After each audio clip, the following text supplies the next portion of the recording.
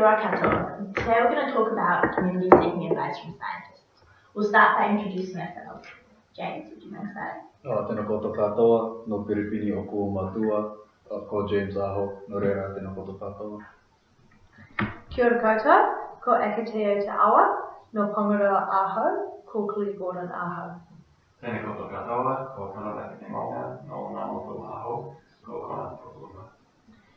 Kia ora katoa, ko Wairoa Te Awa, no Tamaki Makaurau Aho, ko Kimwhao Tohu Ingo, ke Te Ako Matai Mahu Aho. I'll be facilitating this discussion today. So we'll start off by talking about what our roles look like when advising the community as scientists. Claire, I was wondering if you could start us off. In my discipline of environmental science, I see myself in more of an advisory role rather than a practical role. For example, in the situation of riparian planting in a community, I think it will be appropriate for me to give the advice on, say, the species of trees to plant and the methods of doing this, but not actually having to go out and plant the trees myself, because this is something the community is capable of doing. Sure. And as a computer scientist, I see myself in a more practical role than an advisory one. So potentially creating websites, creating apps that allow people to get in touch with the community and make it. Yeah, as a computer scientist as well, I agree with Connor where it's a lot easier to give a solution, a computer-based solution to a community who's unfamiliar with computer science rather than advising them on how the specifics work. For sure. So, does anyone have any examples of scientists engaging with the community? In my discipline of environmental science, I've got a local example of a family who had Swan Creek running through their backyard and they wanted to plant it up, so they consulted a biodiversity officer at Environment Canterbury and they gave advice on the species that would be appropriate for this project, and they ended up planting 300 native trees. And I guess there was financial benefits in this situation because they planted the appropriate trees first time around by consulting. Yeah, sure. And in New Zealand we also have the Google app which has been created, which is that you take a photo of something and then it will translate the name of that object in Maori and display it on screen. So you're learning Maori words and increasing your cultural awareness. Awesome. So, in which case it sounds like involving scientists is great, but is there anything bad that can happen if you don't involve a scientist?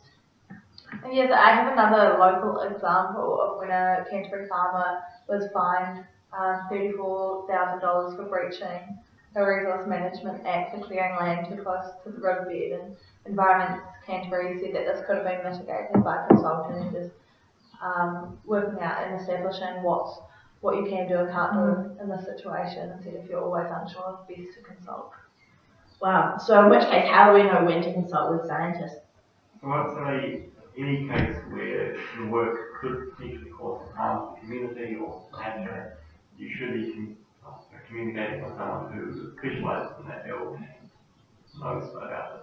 So a clear example, there could potentially be damaging waterways, causing quite bad environmental effects, so it's definitely right for them to be in touch with science.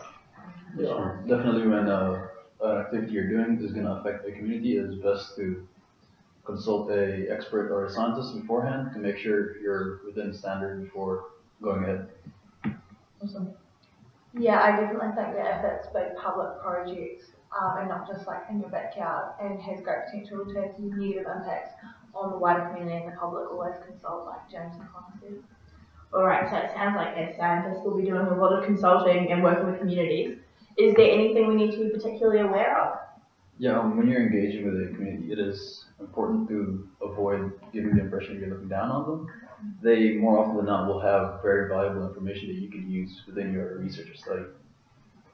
I'd say also in these community projects, you're likely to be working with a group of other scientists, so it's really important that you're working as a team with them, not just in your own level, in your own discipline, but communicating ideas.